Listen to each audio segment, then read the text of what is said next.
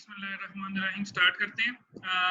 कल बेटे जो हमारी क्लास हुई थी उसके अंदर हम लोगों ने journal, ledger and trial balance के बारे में डिस्कस किया था। उसके बाद फिर मैंने आपको कुछ खास अकाउंटिंग के बेसिक जो कॉन्सेप्ट थे वो डिस्कस किए थे हम लोगों ने। एक क्वेश्चन दिया था मैंने आप लोगों को करने के लिए, ये आपके सामने ओपन है। मैंने कहा था कि आप लोगों ने इस क्वेश्चन की जर्नल एंट्रीज पास करनी है, इसके टी अकाउंट्स बनाने हैं आप लोगों ने, और आप लोगों ने इसका बाद में ट्रायल बैलेंस बनाना है।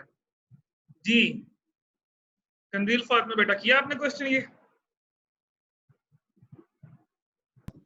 यस सर, किया ट्रायल बैलेंस तक, लेकिन एंड पे थोड़ा सा इक्वल नहीं आया। 1000 रुपए का बैलेंस, 1000 रुपीज का फर्क आ रहा है। वो कोई ना कोई आपने फिर एंट्री बीच में कोई आगे पीछे की होगी। ओके जी yes. अभी हम चेक कर लेते हैं बेटा इसको भी। रहीला जुल्फकार बेटा, जी आपने किया?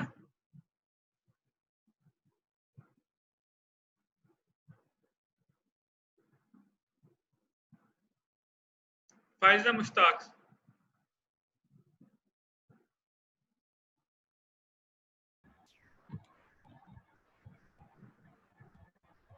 जहीर, जी सर। जी किया बेटा सवाल आपने? ये सवाल नहीं सर वो करना थोड़ा सा इशू बन गया था, तो सर बिजी था, तो भी जी फिजा बेटा डेथ हो आपने? गई थी। जी सर किया है। जी इक्वल आया आंसर आपके एंड पे? सर वही ट्रायल बैलेंस का ही थोड़ा सा इशू आ रहा है, बाकी ठीक हो गया, पता नहीं। अच्छा ट्रायल बैलेंस में प्रॉब्लम आ रहा है आप लोगों को। जी सर। क्यों जहर अहमद,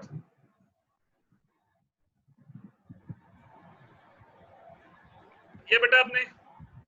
जी सर किया है। इक्वल आई ट्रायल बैलेंस सर के नहीं? 1000 का फर्क आ रहा है इन पे ट्रायल बैलेंस। सबका 1000 का फर्क आ रहा है। ये कौन सा ऐसा क्वेश्चन है कि आप लोगों ने सबने एक जैसे लगता है किए हैं? कोई ऐसा स्टूडेंट बेटा आप में से, कोई ऐसा स्टूडेंट जिसके ट्रायल बैलेंस का बैलेंस दोनों साइड पे इक्वल आया हो? एनी वन ऑफ यू, जो भी आप लोग यहाँ बैठे हैं जो कनेक्टेड हैं, ऐसा स्टूडेंट बेटा जिसका फर्क आना नहीं चाहिए बेटा, मतलब चलें अगर आया तो चेक कर लेते हैं। अच्छा फर्स्ट एंट्री देखिए बेटा, फर्स्ट एंट्री का पास की थी बेटा, बोले आफिया बेटा। On the invested 5 lakh cash along with computer equipment that is market value of 1 lakh only। जी जी आफिया बेटा आप बताएं क्या एंट्री पास की आपने इसकी? सर क्वेश्चन रिपीट कीजिएगा। पहले बेटा जो एंट्री जो सामने लिखी है आपके सामने, फर्स्ट एंट्री जुलाई फर्स्ट पे। सर पहले एंट्री में हमारा कैश इंक्रीज हो रहा है और हमारी ऑनर इक्विटी इंक्रीज हो रही है। एंट्री क्या पास की मुझे वो बताएं। कैश है हमारा 5 लाख और प्लस कंप्यूटर का हमने किया और वो भी हमारे पास थे 1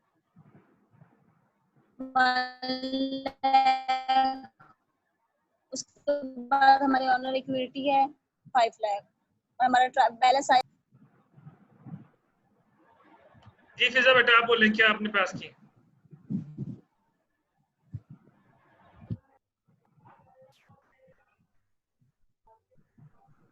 सर इसमें हमारे पास जो है वो कैश अकाउंट है, इक्विपमेंट अकाउंट आ रहा है और साथ में हमारे पास इसमें कैपिटल अकाउंट भी आ रहा है।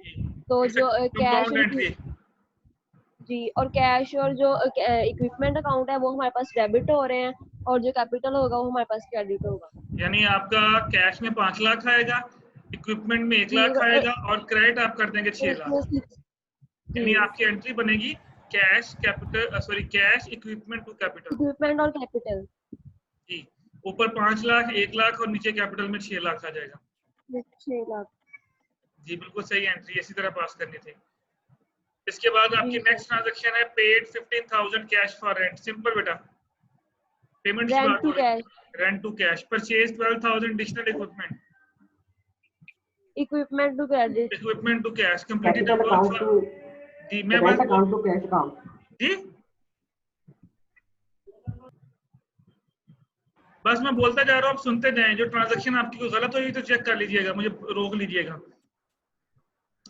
Complete a work for a client and immediately collected 3200 in cash. आपने किसी क्लाइंट का काम कंप्लीट किया और आपने उससे 3200 रुपया कैश ले लिया, 32,000, तो कैश में 32,000 आ जाएगा।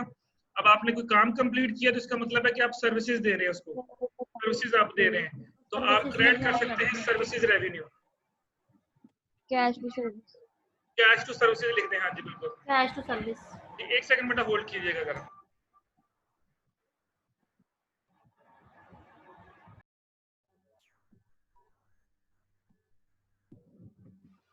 तीसरी इक्विपमेंट टू कैश है। कौन सी वाली? तीसरी ट्रांजैक्शन जो साहब ने बोली है वो equipment to account. Equipment to credit है।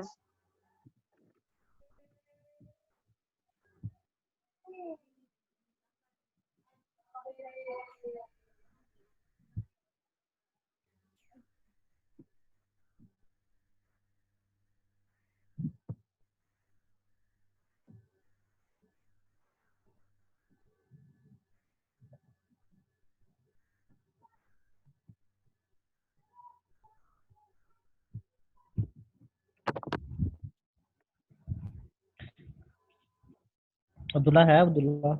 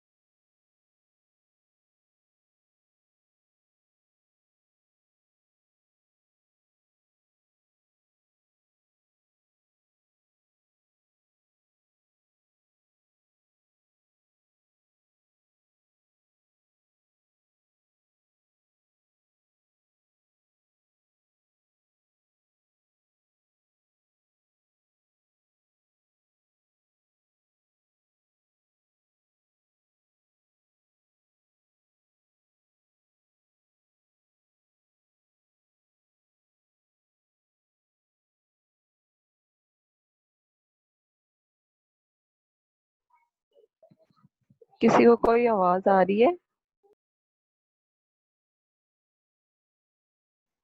सर ने वेट का बोला है। आपकी आ रही है। तुम्हारी आई है फरजीन, तुम्हारी इंग्लिश नहीं आ रही है। अच्छा, मैं समझी मेरे इंटरनेट में कोई प्रॉब्लम है। ओके बेटा, वापस आते हैं। Complete a work for client, बेटा यहाँ पे उसने 32,000 कैश रिसीव किया, तो आपने एंट्री पास की कैश टू सर्विसेज, आपने सर्विसेज प्रोवाइड की थी। अच्छा, जुलाई 10 देखिए, completed work for a client and sent a bill for 27,000 to be paid. Receivable to services. जी, अकाउंट रिसीवेबल टू सर्विसेज आ जाएगा, क्योंकि आपने भी उससे बिल रिसीव नहीं किया, अभी आपने पैसे लेने हैं उससे। तो जुलाई 10 वाली जो एंट्री होगी वो आपकी अकाउंट रिसीवेबल्स टू आपकी अकाउंट रिसीवेबल टू सर्विसेज आ जाएगी। जुलाई 12 बेटा, परचेज एडिशनल इक्विपमेंट, अगेन बेटा equipment to cash. Paid assistance 62,000 cash as a wages, तो wages expense to cash. collected 15,000 collected 15,000 on the amount owed by the client। बेटा वो जो आपने पीछे क्लाइंट को आपने बिल भेजा था जिससे आपने पैसे लेने थे, अब आपने क्या हो जाएगा, कैश टू अकाउंट रिसीवेबल हो जाएगा। यहाँ पे उससे पैसे आपने 1,500 ले लिया। पेड 12,000 कैश, बेटा cash to settle the liability on the equipment purchase. आपने कोई इक्विपमेंट खरीदा था पीछे, देखिए ऑन क्रेडिट, ये देखिए जुलाई 4 को, तो आपने उसका 12,000, सिंपल वही जो एंट्री थी उसको रिवर्स कर दें। वहां पे आपने क्या एंट्री पास की थी, purchase 12,000 additional equipment on credit, आपने एंट्री पास की थी इक्विपमेंट टू अकाउंट पेएबल, और यहाँ पे करते हैं account payable to equipment, account payable to cash, sorry not equipment.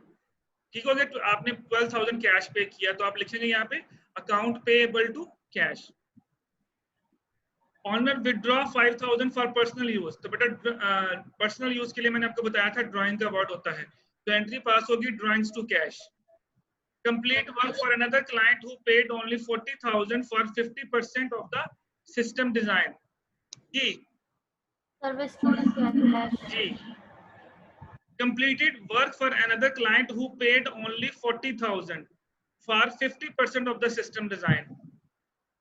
तो बेटा आपने पैसे रिसीव किए हैं 40,000 आपने रिसीव किया है, तो 40,000 आपका कैश है, तो कैश टू सर्विसेज आएगा।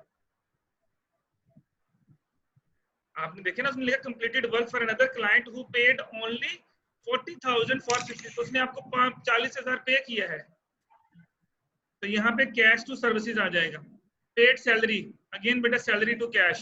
Receive bill 1800 and bill 3800। अब आपने ये बिल रिसीव किए, इसका मतलब है कि अभी आपने पे नहीं करने, तो ये दोनों आपके अकाउंट पेएबल है। पीएलटीडी और ये जो मार्कलो आपका है, ये दोनों बेटा आपके अकाउंट पेएबल है, तो आपने इन दोनों को भी पैसे पे करने हैं। तो क्या एंट्री पास करेंगे इसकी? लास्ट एंट्री बेटा एक्सपेंसेस टू पेएबल। जी Expenses to payable। ये है कि एक्सपेंस, वो चीजें बेटा पेएबल हैं आपकी। Expenses to payable।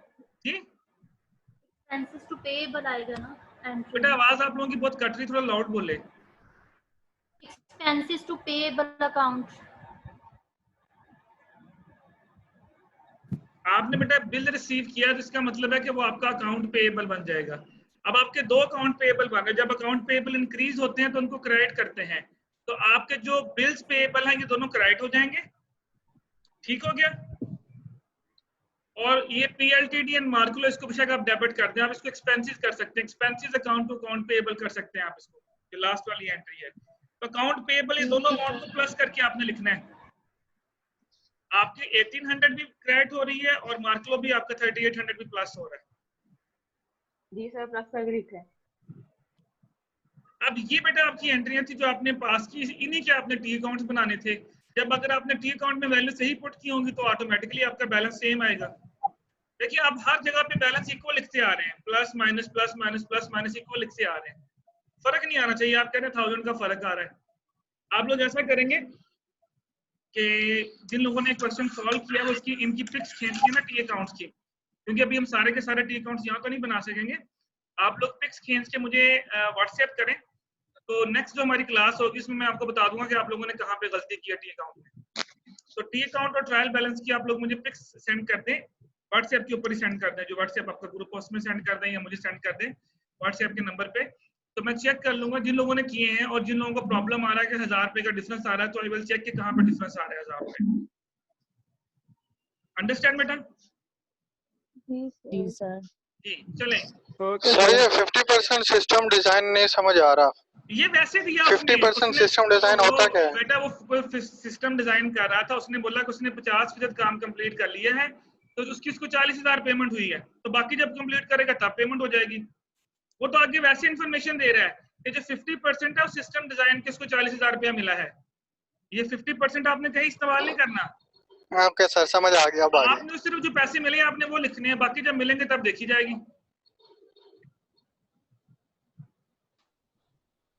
ओके जी। अब आते हैं वापस बेटा, जो कल हमने टॉपिक स्टार्ट किया था कॉस्ट के basic concept, these are very important. Okay sir. हाँ ठीक है। इसके ऊपर बेटा मैंने आप लोगों को नेक्स्ट जो है न्यूमेरिकल्स करवाने हैं। Okay sir. जितनी हम लोग यहाँ पे कॉस्ट के जो बेसिक से कॉन्सेप्ट है, मैं दोबारा रिपीट कर रहा हूँ आप लोगों के लिए। हमने स्टार्ट किया था कल elements of cost. Direct cost होती है बेटा और आपकी इनडायरेक्ट कॉस्ट होती है। डायरेक्ट कॉस्ट आपकी वो कॉस्ट होती है जो डायरेक्टली कैलकुलेट की जा सकती है पर यूनिट के ऊपर, यानी आप लोगों की जो प्रोडक्ट्स होती हैं उसके ऊपर जो डायरेक्टली हम कॉस्ट कैलकुलेट कर सकते हैं, that is called direct cost, यानी उसको पर यूनिट कैलकुलेट किया जा सकता है। इनडायरेक्ट कॉस्ट भी that is also a part of your per unit cost, लेकिन बेटा हम उसको डायरेक्टली कैलकुलेट नहीं कर सकते। जिस तरह मैंने कल एग्जांपल दी थी आपको कि अगर मैं कहता हूँ जी डायरेक्ट मटेरियल कॉस्ट कैलकुलेट करें, तो बोर्ड मार्कर के ऊपर जो प्लास्टिक लगा होगा वो डायरेक्ट मटेरियल है। अच्छा, अगर मैं आपसे कहूँ जी डायरेक्ट लेबर कॉस्ट कैलकुलेट करें, तो वो पर्सन जो उस बोर्ड मार्कर को बना रहा है उसकी जो सैलरी होगी वो डायरेक्ट लेबर कॉस्ट होगी। फिर इनडायरेक्ट कॉस्ट क्या होंगे? बाहर बेटा क्लर्क भी बैठा होगा, बाहर गार्ड भी रखा होगा आपने, बिजली भी यूज हो रही है, रेंट भी लिया हुआ बिल्डिंग का, ये सारे के सारे वो एक्सपेंसेस हैं जो इनडायरेक्ट कॉस्ट है। हम ये नहीं कहते कि हम लोग जब प्रोडक्ट की कॉस्ट कैलकुलेट करेंगे तो वहां पे इनडायरेक्ट एक्सपेंसेस को ऐड नहीं करेंगे, हम वहां पे इनडायरेक्ट एक्सपेंसेस को ऐड करेंगे, उसके बाद हम सेलिंग प्राइस कैलकुलेट करेंगे।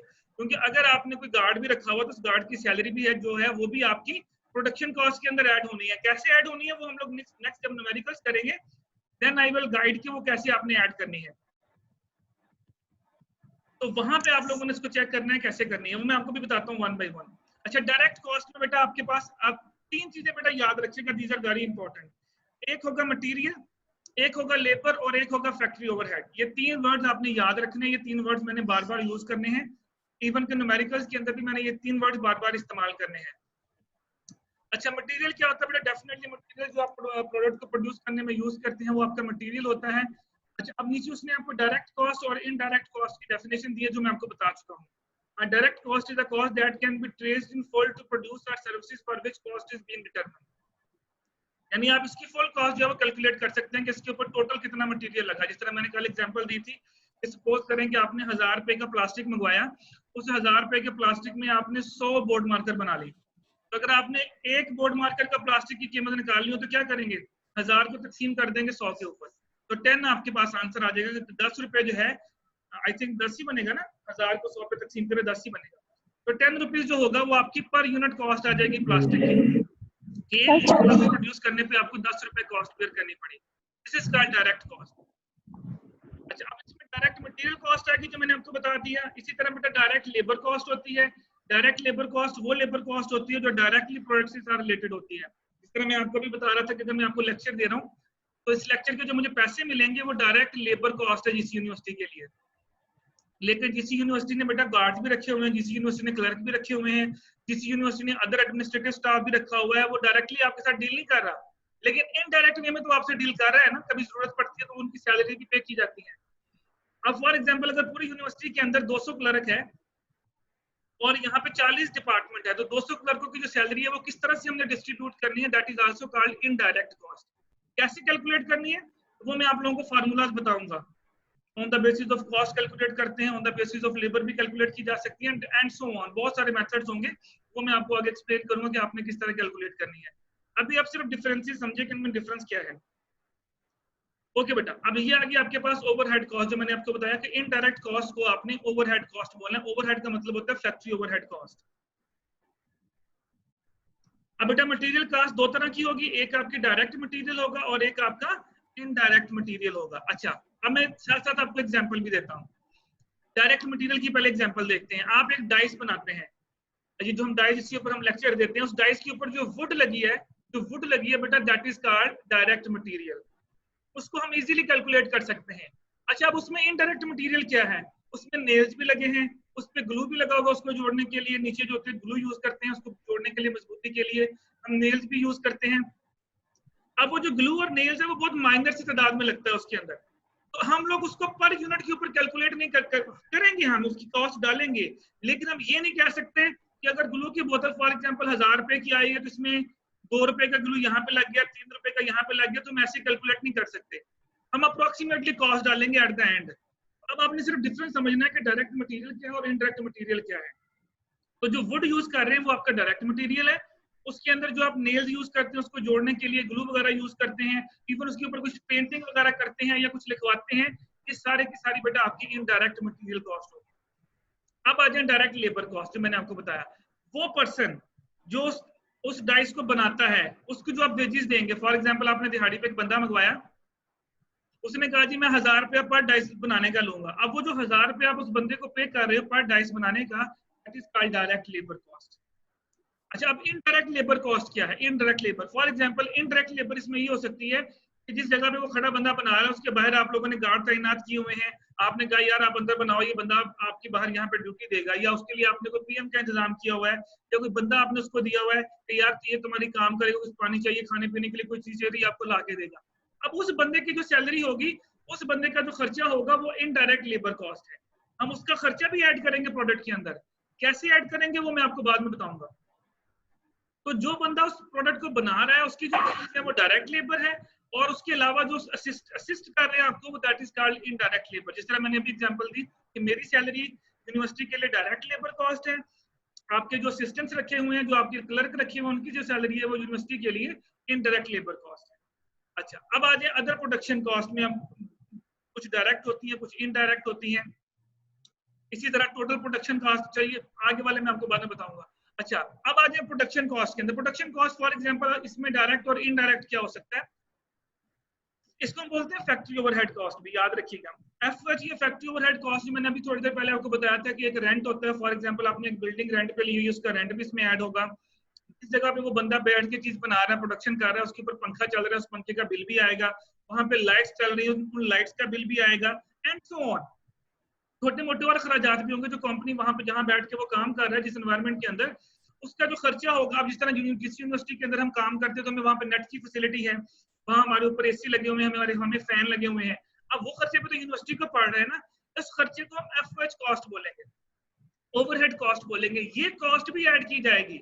देन ये सारी कॉस्ट ऐड करने के बाद हम टोटल कॉस्ट निकालेंगे, तो ये प्रोडक्ट हमें कितने की पड़ी, उसके बाद फिर हम उसकी सेलिंग प्राइस डिसाइड करेंगे। तो जो मेन कंसर्न होगा बेटा वो मटेरियल और लेबर के साथ होगा हमारा। Material cost, labour cost, direct और इनडायरेक्ट।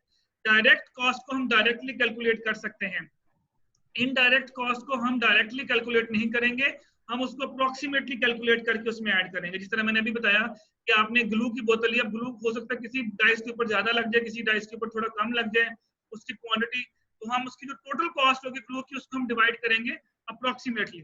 इसी तरह हम फैक्ट्री ओवरहेड कॉस्ट, अब रेंट है 2 लाख रुपया बिल्डिंग का रेंट पे कर रहे हो, अब उस बिल्डिंग के अंदर कुछ 40-50 चीजें बन रही हैं, तो अब आपने कितने कितने पैसे डालने हैं हर प्रोडक्ट के ऊपर, वो हम अप्रोक्सीमेटली डालेंगे। कैसे डालेंगे उसके बहुत से मेथड्स हैं, वो मैं आपको बाद में एक्सप्लेन करूंगा, लेकिन वो डालेंगे जरूर। अगर आपने कोई पीएन भी रखा हुआ है तो वो पीएन की जो कॉस्ट है वो भी हम कॉस्ट ऑफ प्रोडक्शन में ऐड करेंगे। अंडरस्टैंड द कॉन्सेप्ट बेटा, समझ आ गई? Anyone, any confusion? Yes sir, समझ आ गई, कोई कंफ्यूजन नहीं। अच्छा, अब ये जो नीचे 2-3 फार्मूलाज लिखे हुए ना बेटा, इन फार्मूलाज को बहुत अच्छी तरह आपने याद कर लेना है। ये जो 3 लिखे हुए ना, prime cost, total production cost, conversion cost, ये जब मैंने आपको सीटीएस बना के देना है ना, कॉस्ट ऑफ गुड्स सोल्ड, तो वहां पे यही चीजें आनी है। प्राइम कॉस्ट किसे कहते हैं? आपने जब डायरेक्ट मटेरियल और डायरेक्ट लेबर कॉस्ट को आपस में प्लस करना है, या अदर कोई उसने आपको डायरेक्ट कॉस्ट दी हुई है, मटेरियल और लेबर से रिलेटेड कोई भी डायरेक्ट कॉस्ट, सिर्फ डायरेक्ट कॉस्ट, इनको जब आप प्लस करेंगे तो जो आंसर निकलेगा that answer is called prime cost. अब ये आपको एमसीक्यूज बन के आ सकते हैं। फॉर एग्जांपल मैं कहता हूं जी, डायरेक्ट मटेरियल है 20,000, डायरेक्ट लेबर है 10,000, प्राइम कॉस्ट कैलकुलेट करें, तो 20,000 जमा 10,000 कितना हो जाएगा? 30,000। 30,000 आपकी क्या हो जाएगी? प्राइम कॉस्ट हो जाएगी। ये जो प्राइम कॉस्ट के वर्ड है, ये जो वर्ड है, जब मैं आपको cost of goods sold statement का फॉर्मेट दिखाऊंगा जो आप लोगों ने बनाया भी था, उसके अंदर भी ये प्राइम कॉस्ट का वर्ड आएगा, वहां भी आपको आइडिया होगा कि आपने इसको कैसे डील करना है। टोटल प्रोडक्शन कॉस्ट, ओके जी, prime cost plus factory overhead, जो आपने 30,000 निकाला, फॉर एग्जांपल जिस तरह मैंने भी बोला कि आपने 20,000 जमा 10,000 किया तो 30,000 आपके पास प्राइम कॉस्ट आ गया। प्राइम कॉस्ट के अंदर अगर आप एफएच को ऐड करेंगे तो वो टोटल प्रोडक्शन कॉस्ट आ जाएगी।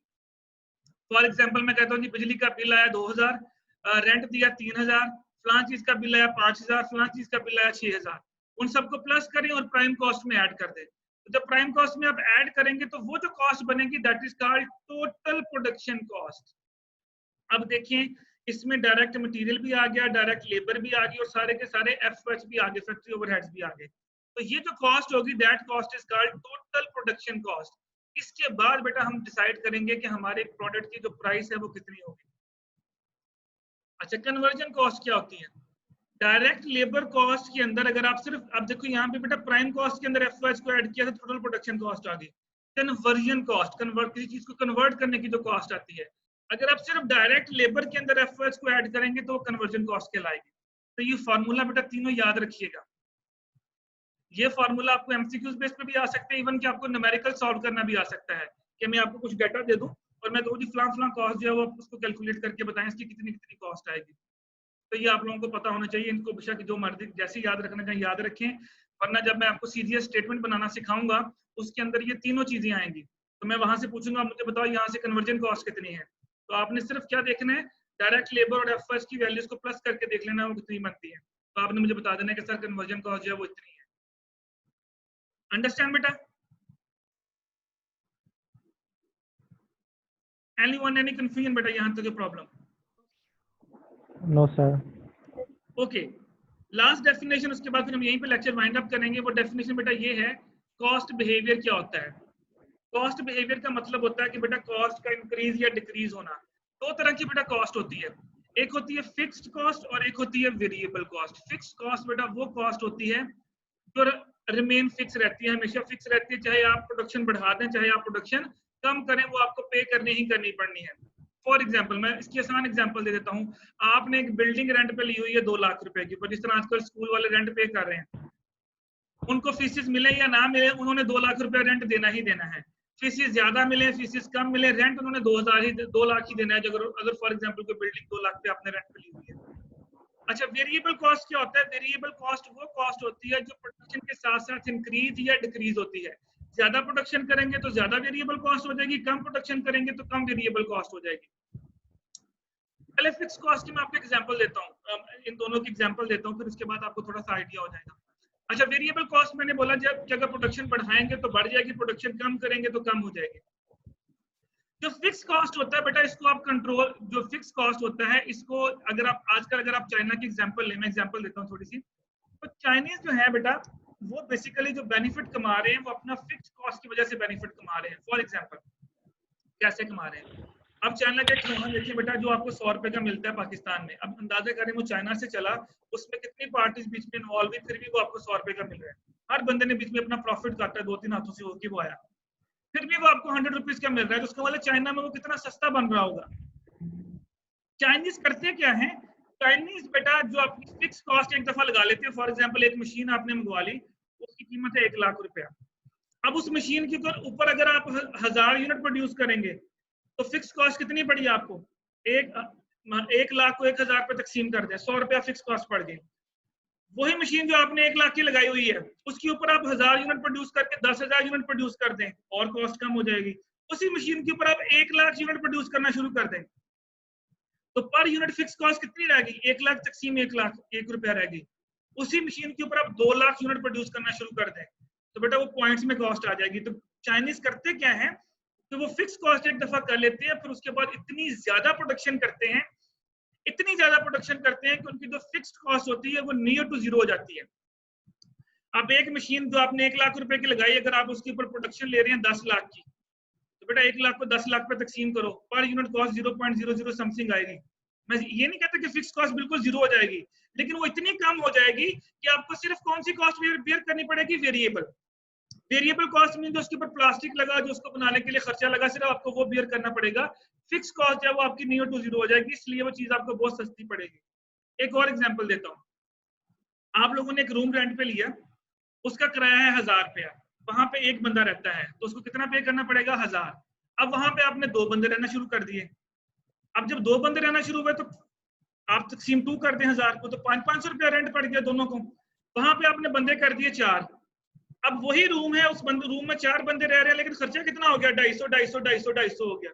उसी रूम में बंदे कर दें 10, तो क्या हुआ? 10 को अब 1000 पे तकसीम करें, 100 रुपया का खर्चा आ गया उनका, एंड सो ऑन। इस तरह से आपकी जो फिक्स कॉस्ट है आप उसको रिड्यूस कर सकते हैं। तो फिक्स कॉस्ट को रिड्यूस करने का सबसे बेहतरीन तरीका ये होता है कि आप अपनी प्रोडक्शन को मैक्सिमम लेवल पे ले जाएं। जितनी मैक्सिमम प्रोडक्शन आपकी मशीन कर सकती है आप वो करें। हमारे मुल्क के अंदर बदकिस्मती ये है कि अगर हमने मशीनें लगा ली हैं, 20 लाख रुपए की मशीन लगा ली है, तो हम उसके ऊपर प्रोडक्शन फुल नहीं करते, इवन के हाफ भी नहीं करते, जिसकी वजह से हमें पर यूनिट कॉस्ट है वो महंगी पड़ रही होती है, इसलिए वो चीज हमें महंगी पड़ती है। और चाइनीज काम क्या करते हैं, अगर वो एक दफा मशीन पे पैसा खर्च करते हैं तो उसकी मैक्सिमम उससे प्रोडक्शन लेते हैं, जिसकी वजह से उनकी जो पर यूनिट कॉस्ट है वो बहुत मिनिमम रह जाती है। तो बेटा फिक्स कॉस्ट आपकी वो कॉस्ट है, फिक्स कॉस्ट बेटा आपकी वो कॉस्ट है जो रिमेन फिक्स रहेगी, और वेरिएबल कॉस्ट वो कॉस्ट है जो प्रोडक्शन के साथ वेरी करेगी। ज्यादा प्रोडक्शन करेंगे तो ज्यादा कॉस्ट होगी, कम प्रोडक्शन करेंगे तो कम कॉस्ट होगी। यहाँ तक बेटा पूछिए, if you want to ask any question, any one of you.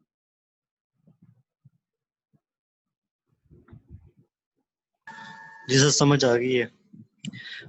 Ji anyone else बेटा कोई क्वेश्चन पूछना चाहते हैं तो पूछिए, फिर यहीं पे हम वाइंड अप करते हैं। नेक्स्ट क्लास फिर जो है वो हम यहीं से स्टार्ट करेंगे।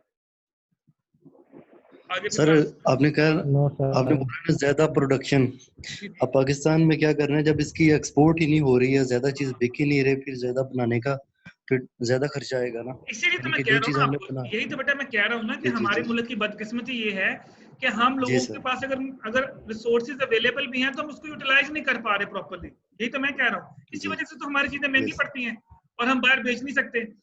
अब एक कपड़ा जो यस है, एक मशीन कपड़ा बनाती है, उस मशीन के ऊपर जब आप कपड़ा प्रोड्यूस करते हैं, अगर आप मैक्सिमम प्रोडक्शन करेंगे तो कॉस्ट बहुत कम रह जाएगी, लेकिन अगर आप थोड़ी सी प्रोडक्शन करेंगे तो कपड़ा आपको बहुत महंगा पड़ेगा। अब आपने तो अपने खर्चा निकाल के प्राइस रखनी है ना, नुकसान में तो नहीं बेचना आपने, तो वो जब महंगा बिकेगा तो वो बिकेगा नहीं। Yes sir. मार्केट में सस्ता अवेलेबल है तो लोग सस्ते की तरफ जाएंगे। और चाइना Yes, इसीलिए आगे, चाइना इसीलिए आगे बेटा कि वो इतनी मैक्सिमम प्रोडक्शन कर देता है। अब देखिए खिलौने की मैंने एग्जांपल दी, 20-20 30-30 रुपए का खिलौना मिल जाता है, वो चाबी वाला और वो सेलो वाला 50-50 जी 100 रुपए का मिल जाता है। वो ना होने के बराबर अगर देखिए तो हमारे पास उसकी मालियत है, लेकिन वो चाइना से चल के आया 100 रुपए तक पाकिस्तान में, तो वहां उसकी कॉस्ट क्या होगी अंदाजा करें कि बीच में 3-4 Yes, लोगों ने प्रॉफिट कितना आया है। तो ये मैं कह रहा हूँ कि मैक्सिमम प्रोडक्शन करने से जो आपकी फिक्स कॉस्ट है वो रिड्यूस हो जाती है बहुत ज्यादा। जी जहीर बेटा कुछ पूछना चाह रहे हैं? No sir. चलें बेटा फिर यहीं पे क्लास नहीं वाइंड अप ला करते रही। हैं इंशाल्लाह। फिर नेक्स्ट वीक आपसे मुलाकात होगी तो यहीं से हम स्टार्ट करेंगे। बाकी आप मुझे जो क्वेश्चन है उसके व्हाट्सएप पे तस्वीरें भेजिएगा जो आपने टी काउंट्स बनाए। I will check it out कि आपने कहाँ गलती की है। Yes sir. ओके बेटा, अल्लाह हाफिज। अल्लाह हाफिज़ सर।